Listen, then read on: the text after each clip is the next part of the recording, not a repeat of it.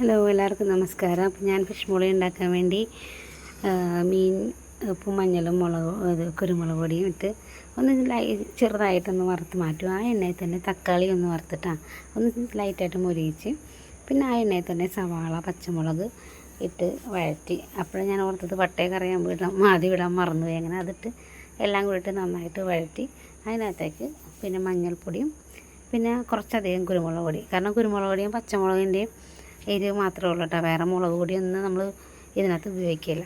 അപ്പോൾ അങ്ങനെ അതൊന്ന് നന്നായി മുരിഞ്ഞ് വരുമ്പോഴേക്കും നമുക്ക് രണ്ടാം പാൽ ഒഴിച്ച്, പിന്നെ ഇത്തിരി എണ്ണയിൽ വെളുത്തുള്ളിയും ഇഞ്ചിയും കൂടി ചതച്ചിട്ട് അതൊന്ന് മുരിയിച്ച് അതും അതിനകത്തേക്ക് ഇടും. അപ്പോൾ ഒരു പ്രത്യേക ടേസ്റ്റാണ്.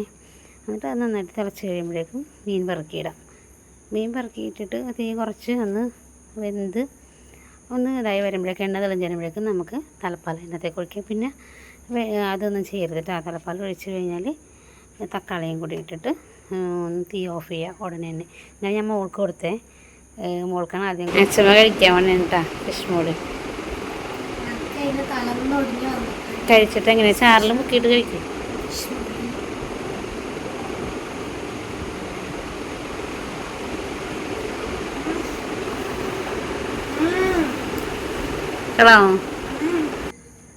അപ്പോൾ അവൾക്ക് ഇഷ്ടമായി.